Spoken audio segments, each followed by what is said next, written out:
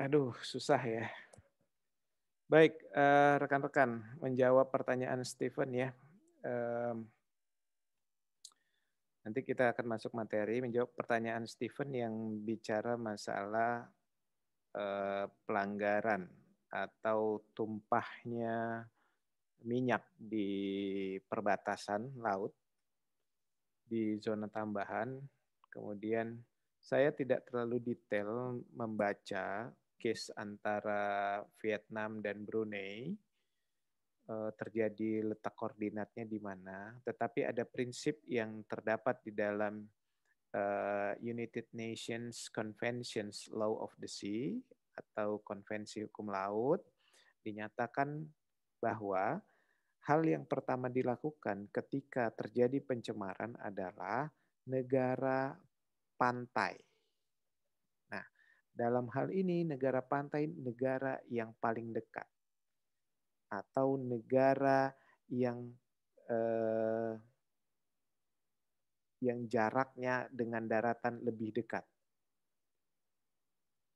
yang punya tanggung jawab untuk menyelamatkan lingkungan. Nah, ada beberapa teori yang bisa dipakai, yaitu adalah teori bendera kapal, kemudian ada teori yurisdiksi. Nah, teori-teori ini yang bisa dipakai dalam penyelesaian kasus. Siapa yang dianggap bertanggung jawab.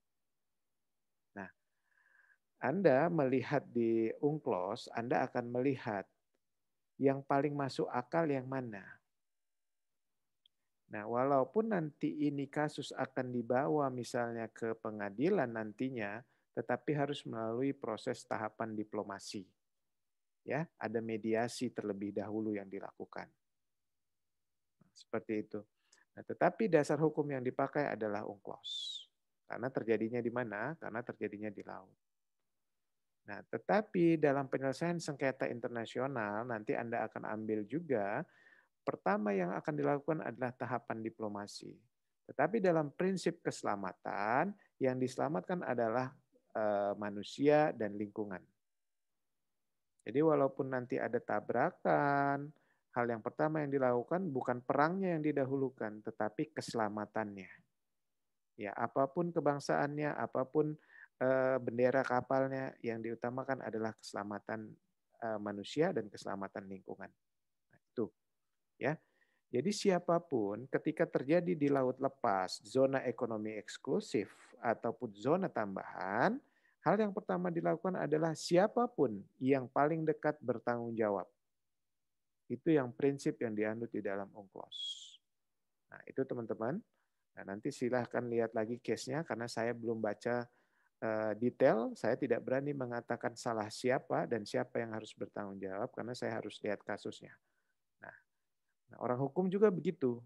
Jadi kalau teman-teman melihat suatu peristiwa hukum, jangan langsung menjudge atau melihat siapa yang salah, tetapi harus melihat secara keseluruhan bagaimana itu terjadi, yang kita sebut sebagai faktor latar belakang, dan kemudian prosesnya seperti apa, dan penanganannya seperti apa. Nah, gitu ya. Nanti teman-teman bisa lihat nanti banyak case yang terjadi ya, termasuk tumpahnya minyak di Selat Malaka, kemudian di kepulauan perbatasan antara Singapura dan Batam, kemudian di Selat Karimata, itu banyak sekali case-case yang bisa diambil untuk permasalahan tersebut. Baik, tetapi hari ini kita akan masuk di dalam materi pengakuan. Ya, minggu depan kita besok atau minggu depan nanti kita UAS. Nanti saya tentuin, saya informasikan ke teman-teman. UASnya saya belum kasih tahu ke rekan-rekan. Nanti saya kasih tahu apakah kita online ataukah kita verbal, jadi kita tanya jawab atau studi kasus. Nah, nanti kita bisa cek. Kalau saya melihat teman-teman yang saya pikir nggak aktif semua ya, karena mati videonya dan lain-lain. Eh, saya pikir saya akan ambil kesimpulan mungkin nanti di UASnya kita akan eh, apa ya, ujian lisan ya mungkin ya.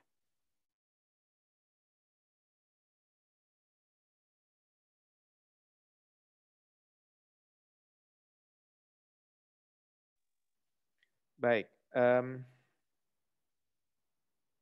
saya coba share screen ke rekan-rekan sekalian.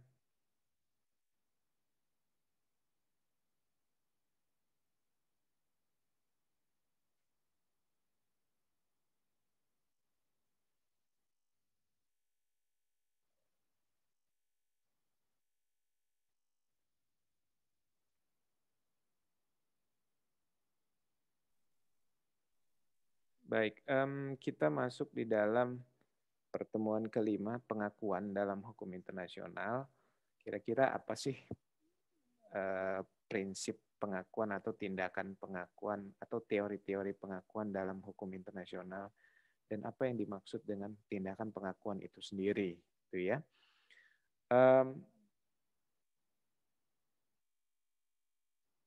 Nah, pertanyaan pertama adalah apakah negara sebagai person? Nah, ini saya mau tanya dulu nih ke rekan-rekan nih. Person itu siapa ya? Coba, ada yang bisa kasih komentar nggak? Kalisa Alia, coba Kalisa Alia.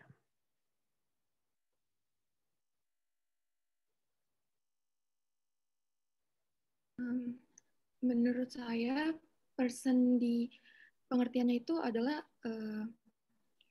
negara sebagai apa ya, penjalan dan norma yang berlaku di internasional. Oke, kalau dalam hukum nasional person itu siapa? Saya belum mendalami materinya, Pak. Maaf. Ini materi hukum pengantar hukum Indonesia, kemudian hukum pidana, perdata, HAN, HTN, ilmu negara. Ini Anda ini kan semester 3 ya. Benar nggak saya? Benar nggak Kalisa? Semester 3. Nah, udah dapat kan PHI PIH itu ya?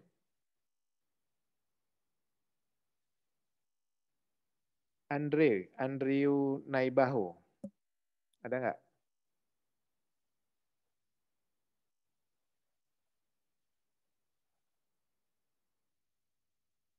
Anggun Nurfani. Iya, Pak. Ya. Silakan jawab. Person ya? Person. Menurut saya person itu orang kalau dalam hukum yang memiliki hak serta kewajiban. Orang aja.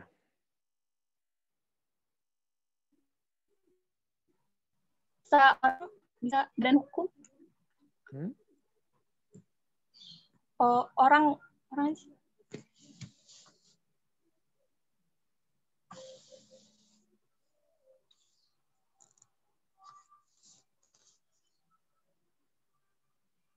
Ayo.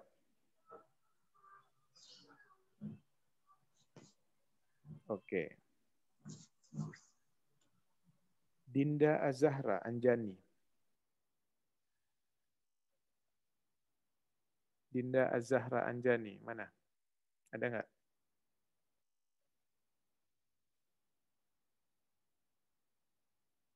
Esa Aurico Giovanni.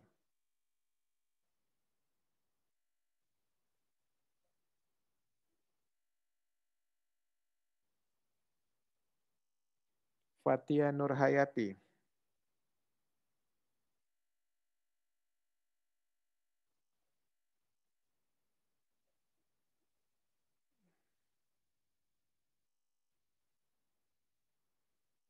Mahira Aisyah Pradawi.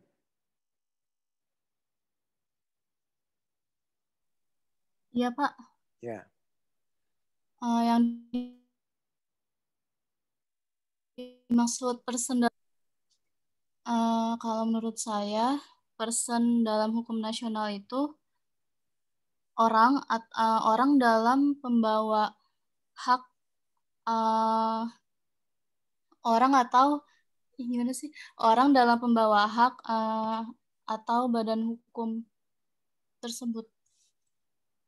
Kenapa disebut sebagai person? Karena dia merupakan bagian dari subjek hukum. Bagian dari subjek hukum. Iya. Subjek hukum itu siapa? Subjek hukum orang atau badan hukum. Saya juga agak lupa, Pak. Jadi kalau saya kasih nilai lupa nggak ada masalah ya. Muhammad Sahmi Fauzan. Ya, Pak. Ya, gimana Mas? Negara sebagai person menurut saya sebagai subjek hukum, Pak. No, pertanyaan saya bukan itu. Yang mana, Pak? Pertanyaan saya person itu apa? Person subjek hukum. Kenapa disebut sebagai subjek hukum? Karena person adalah yang memiliki hak dan kewajiban menurut hukum. Siapa aja? Orang, badan hukum. Terus? Itu sih Pak yang saya tahu. Itu yang Anda tahu, oke. Nabila Hoirunisa. Iya Pak. Ya. Gimana, Kalau Mas? menurut saya, person itu adalah subjek hukum, yang dimana subjek hukum itu yang terdiri dari badan hukum sama individu itu sendiri atau orang itu sendiri. Kalau dalam hukum internasional tuh apakah negara disebut sebagai subjek hukum? Menurut saya negara itu termasuk dalam subjek hukum, yang dimana subjek hukum internasional itu ada individu secara terbatas, negara, serta pihak yang berperang, dan lain-lain sebagainya, Pak. Oke, baik. Terima kasih. Lanjut ke slide saya ya. Kemudian apakah negara sebagai person? Jawabannya adalah iya. Kenapa?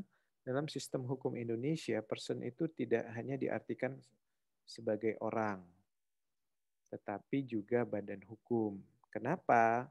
Kenapa orang dan badan hukum itu diartikan sebagai person? Well, dia punya hak dan kewajiban ketika melakukan suatu peristiwa hukum. Nah, teman-teman jangan sampai lupa ini ya. Ini kunci loh. Jadi kalau kalian nggak tahu itu person itu apa, kayak mana Anda ini mempertanggungjawabkan Anda sebagai calon sarjana hukum, seperti itu. Nah, apalagi kita udah bicara internasional nih. Jadi kan otak Anda itu sebagai otak international minded hari ini gitu. Nah, jadi jangan urusan nasional aja yang kita bahas. Ini kita lagi bicara internasional. Nah, kalau kita bicara subjeknya sebagai orang dan badan hukum, negara ini siapa? Negara ini apakah termasuk orang? Apakah termasuk badan hukum? Nah, pertanyaan selanjutnya. Nah, kenapa negara disebut sebagai person? Nyoman Aprianto. Nah, mana Nyoman? Iya Pak, izin menjawab. Kenapa negara disebut sebagai person? Karena negara dapat mengadakan hubungan-hubungan dengan negara lain, hubungan resmi yang akibatnya diakui atau pengakuan, Pak, yang disebut pengakuan begitu, Pak. Menurut Anda, negara ini masuk orang atau masuk badan hukum? Menurut saya masuk orang. Dalam hukum internasional negara ini termasuk orang, Pak, menurut saya. Oke. Renaldi Al-Akbar.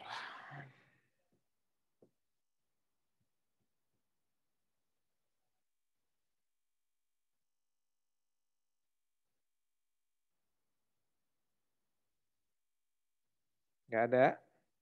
Oke. Kalau yang nggak ada ini saya anggap nggak masuk ya. Rawan Silalahi, Unila. Nah, silakan. Ya Pak. Apakah negara sebagai person? Begitu kan Pak pertanyaannya? Iya. Yang mana nih? Personnya yang mana nih? Orang atau badan hukum? Menurut saya itu sebagai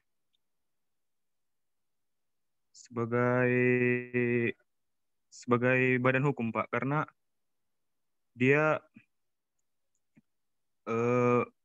seperti apa, Pak, badan usaha, Pak, rich person. Jadi dia memiliki kemampuan untuk apa, Pak, mewakili pemerintah. Kan ada di dalam negara itu kan, Pak, ada pemerintahan. Jadi pemerintahan ini sebagai mewakili keinginan seluruh rakyatnya, Pak. Mirip seperti badan hukum, Pak, dalam usaha perdagangan gitu, Pak. Itu menurut saya. Buktinya dia sebagai badan hukum apa? Buktinya sebagai badan hukum mampu mengadakan perjanjian, Pak. Mampu mengadakan perjanjian. Oke, terima kasih. Suci Indahsari. Baik, Pak. Kenapa negara disebut sebagai person? Karena negara itu dapat menjalankan hak dan kewajibannya tadi, di mana haknya itu yaitu contohnya seperti menarik keuangan, contohnya dalam perpajakan, dan kewajibannya yaitu seperti memelihara rakyatnya. Seperti itu, Pak. Oke. Kalau dalam hubungan internasional? Ya, Pak.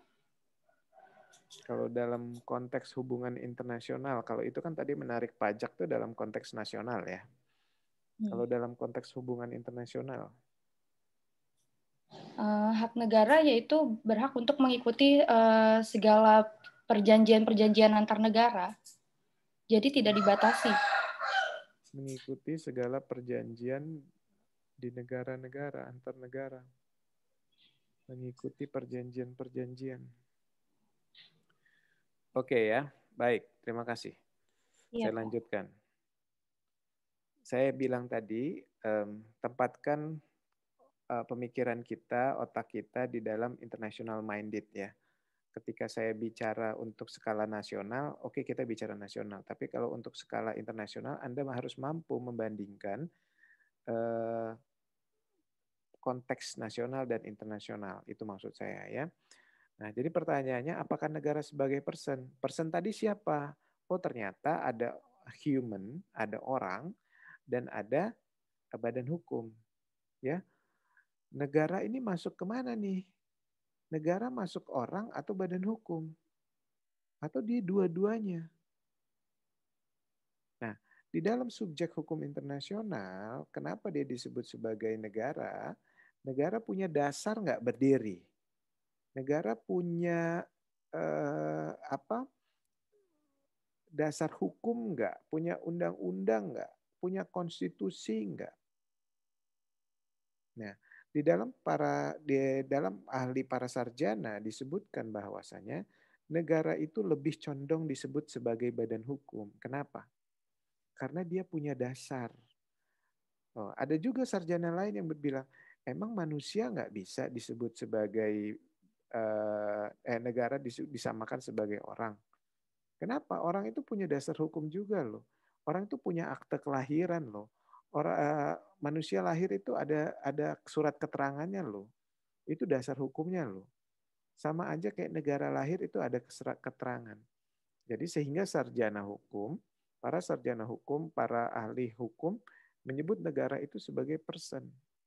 Walaupun dalam konteksnya negara bisa dijadikan sebagai badan hukum. Makanya itu saya berikan kondisi yang argumentatif ke teman-teman. Negara itu sebagai person atau bukan memilih antara orang atau badan hukum. Kenapa? Anda sekarang lagi belajar logika. Nah, sudah belum dapat logika? Apa lagi ngambil? Sudah, Pak. Sudah. Nah, Anda harus sampai ke sana gitu loh. Harus bisa berpikir sejauh itu gitu. Jadi makanya saya ajak Anda berpikir untuk international minded. Nah, langkah yang kedua adalah syarat negara sebenarnya apa sih? Syarat berdirinya negara apa sih? Kayak mana negara bisa lahir? Bagaimana negara itu membentuk suatu hukum? Bagaimana negara membangun hubungan keluar seperti itu? Nah, dalam praktek negara-negara, lahirnya negara itu ada 4. Ada wilayah, ada penduduk, dan ada pemerintahan. Dan ada satu lagi, dalam konteks hukum internasional ada hubungan yang terjalin sehingga melahirkan sebuah pengakuan. Nah, pengakuan yang hari ini kita akan belajar. Nah, di negara juga punya jenis dan macam. Anda juga harus belajar. Nah, kalau Anda nggak punya buku, Anda nggak punya jurnal, Anda nggak baca-baca, ya silakan. Nanti Anda terbukti dari ujian lisan kita, nanti Anda terbukti Anda bisa jawab atau enggak, gitu ya. Anda nggak sempat lagi buka buku, gitu loh. Anda punya kesempatan cuma round 5 second untuk jawab. Anda nggak bisa jawab, lewat. Nah, ini yang harus Anda wanti-wanti ya. Makanya dari sekarang Anda harus punya bacaan. Nah, saya tidak melahirkan jawaban ya di setiap presentasi saya ya. Jadi Anda harus cari sendiri gitu loh. Jangan materi yang saya berikan mentah-mentah itu kemudian saya kasih jawaban terus Anda nggak penasaran. Nah, itu saya yang salah. Metode pelajaran kita hari ini adalah seharusnya 70% dari Anda. Kalau ini kan saya semua nih. Gitu. Apalagi Anda nggak aktif. Anda cuma hidupkan, kemudian ditinggal. Oke. Di dalam pengakuan internasional, itu bentuknya seperti apa? Siapa yang mengakui? Apa yang diakui? Nah, saya mau tanya lagi nih ke rekan-rekan. Alivia Ramadita. Ayo. Iya, Pak. Iya. Siapa yang mengakui? Apa yang diakui? Kalau menurut saya yang mengakui itu, misalnya berdirinya suatu negara, yang mengakui itu adalah negara lain. Yang diakui itu bisa dalam bentuk merdeka, habis itu wilayah negara tersebut, sama kayak kekayaan dari negara tersebut itu diakui oleh negara lain, Pak. Itu saja? Ya. Oke. Riko Ardi. Ada? Saya, Pak. Ya. Yang Silakan. mengakui itu negara lain, Pak. Yang diakui itu kayak wilayahnya, terus kemerdekaannya, kedaulatannya gitu, Pak. Hanya itu? Ya, Pak. Oke, terima kasih. Zulpi Rizky Aditya.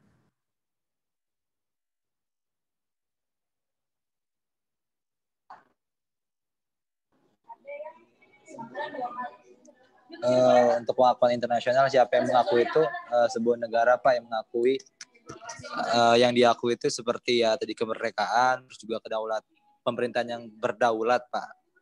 Jadi sebuah negara itu perlu diakui oleh negara lain agar syarat-syarat negara yang tadi yang keempat itu pengakuan dari negara lain itu dapat terpenuhi, Pak. Oke, Weni Riza.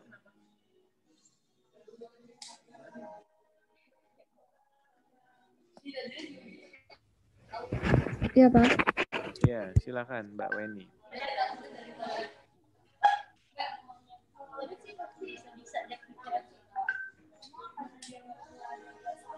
Dalam pengakuan internasional, sebuah negara diakui kemerdekaannya dan siapa yang mengakui? Yang mengakui suatu negara itu merdeka itu dari negara lain.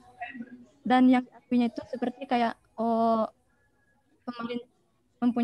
sebuah negara itu mempunyai kekuasaan atau pemerintahan yang sah, wilayah yang ada, sama penduduknya yang tetap di suatu negara, barulah negara itu bisa diakui keberadaannya dalam dunia internasional, Pak.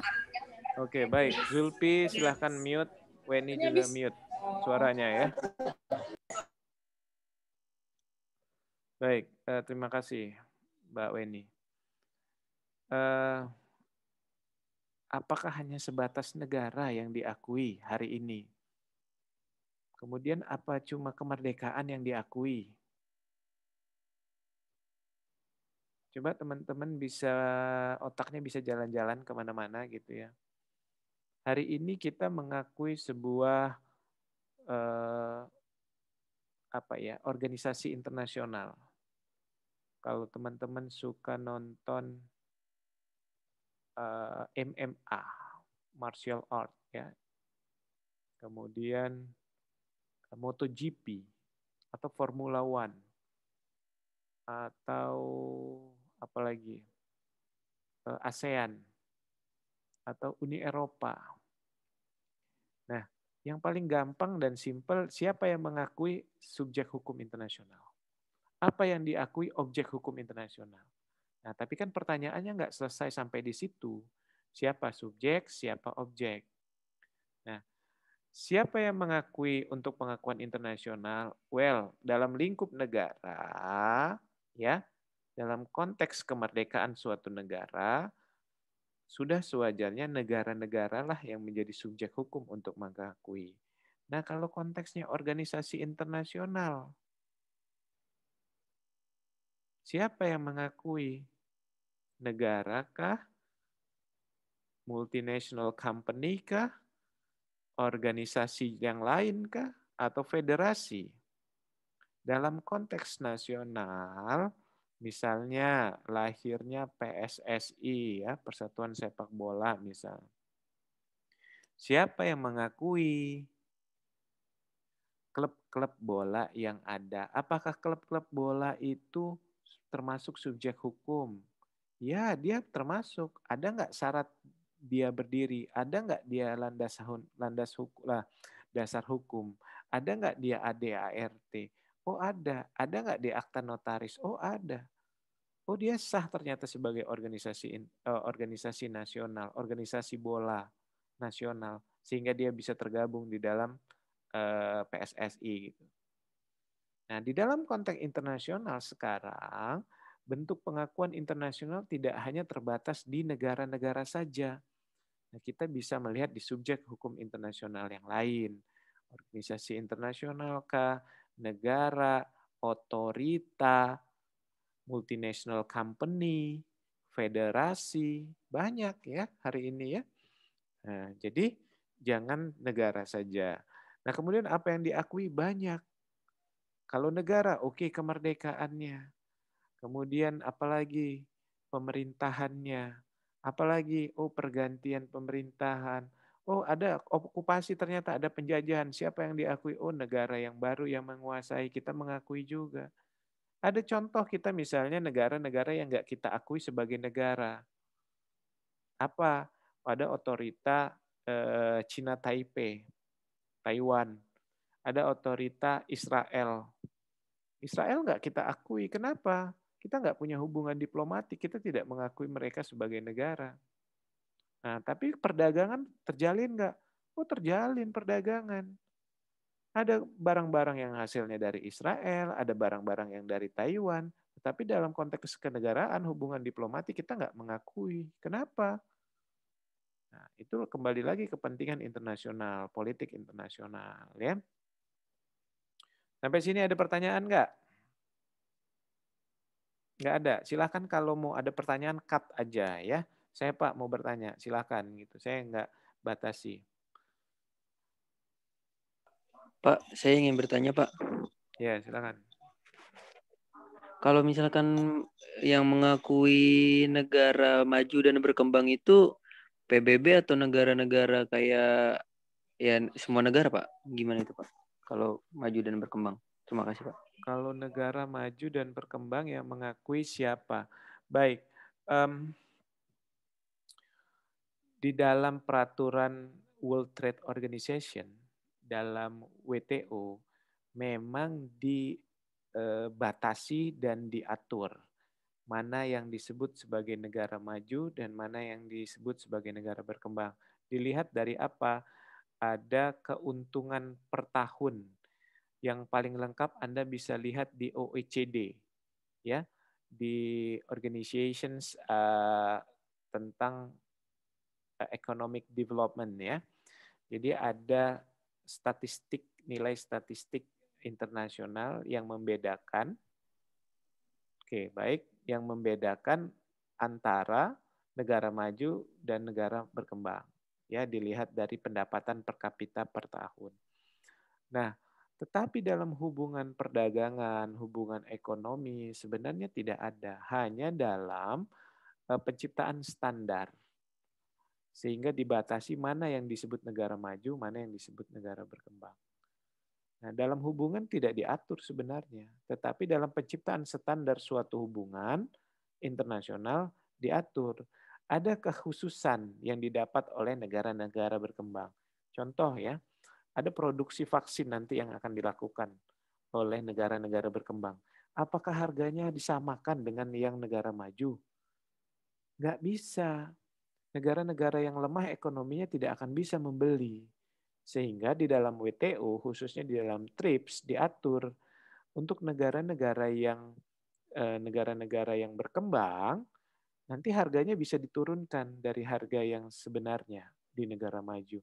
Nah, inilah penciptaan standar-standar yang menguntungkan negara-negara berkembang pada khususnya.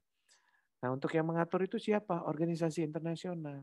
Tetapi di dalam hubungan internasional yang terjalin, sebenarnya tidak terjalin. Maksud saya tidak terkemuka siapa negara maju dan siapa negara berkembang.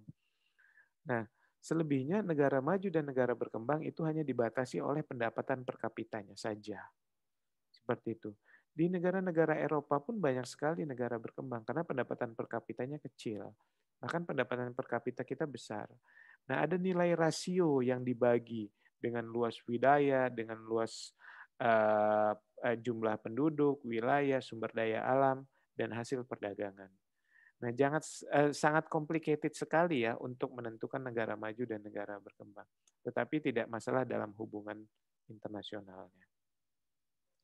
Saya harap itu menjawab ya, Mas Akbar ya. Oke, saya lanjutkan di slide saya. Pengakuan itu lebih memang cenderung karena kita belajar hukum internasional publik, lebih cenderung kepada tindakan sepihak suatu negara untuk menerima atau membenarkan suatu dalam masyarakat internasional. Menerima apa? Membenarkan sesuatu peristiwa apa? Nah, ini yang saya bilang tadi adalah objeknya. Menerima apa? Oh, berdirinya suatu organisasi. Oh, berdirinya negara baru. Oh, berdirinya pemerintahan baru.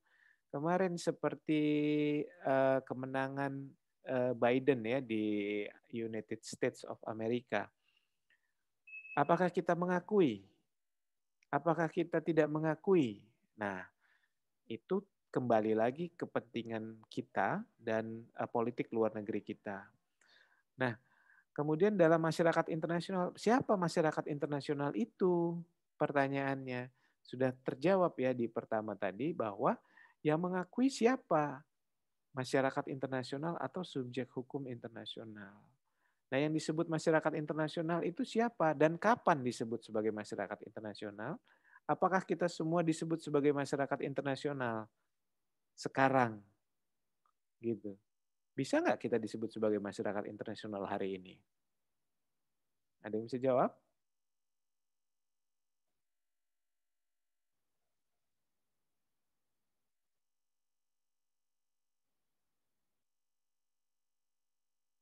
Muhammad Sahfarel. Coba. Ya, Pak. Ya, silakan. Tergantung dari kita kan, masyarakat internasional diwakilkan oleh negara kita. Kalau negara kita setuju terhadap perjanjian atau organisasi internasional, maka kita juga termasuk masyarakat internasional. Kapan kita disebut sebagai Gitu, masyarakat Pak. internasional? Ketika kita tunduk terhadap peraturan internasional. Tunduk aja. Dan kita lakukan, kita taati. Contoh kasus. Contoh. Nah, kalau teman-teman nggak sering baca, ini sulit sekali untuk jawab ya. Melia Efrianti. Ya, Pak. Melia, silakan Melia.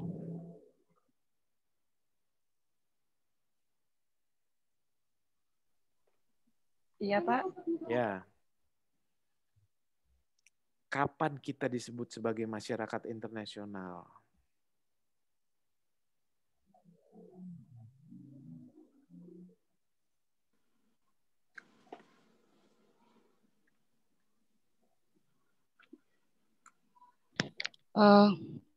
Kita disebut masyarakat internasional tuh kalau kita tuh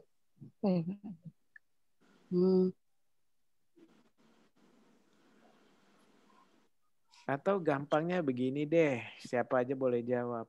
Kapan kita disebut sebagai subjek hukum dalam konteks nasional? Saat kita lahir, Pak. Sejak saat kita lahir. Kita lahir. Kenapa kita disebut sebagai subjek hukum ketika kita lahir? Karena kita memiliki hak dan kewajiban, Pak. Hak dan kewajiban apa kita bayi? Hak hak hidup. Apakah kita dapat melakukan perbuatan hukum ketika kita bayi?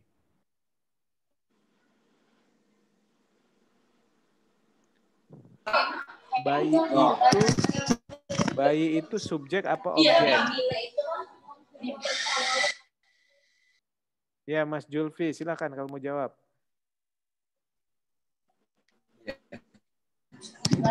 Izin menjawab, Pak. Tadi mau menjawab tentang subjek hukum, Pak.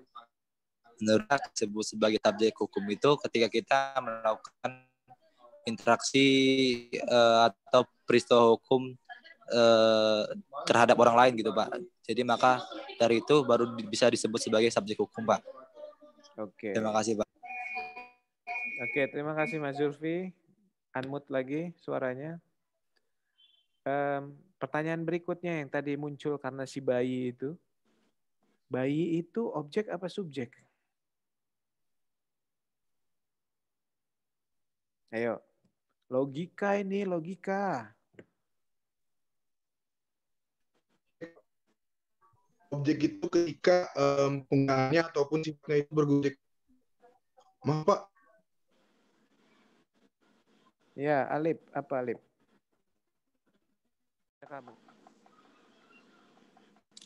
Oke, maaf ya. Putus ya tadi ya? Iya. Baik. Diskusi kita, ini wifi-nya sangat tidak stabil. Ya.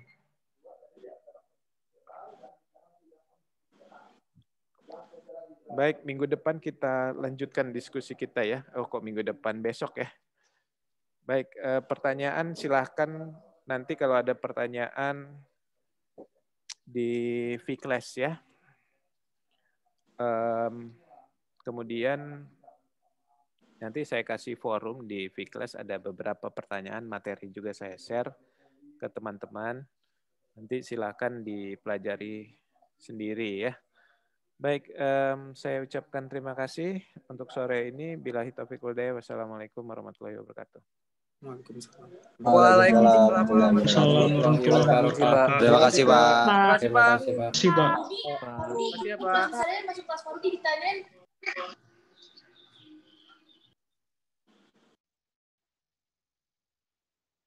Kewajiban sebagai negara biasanya dilanjutkan dengan pemberian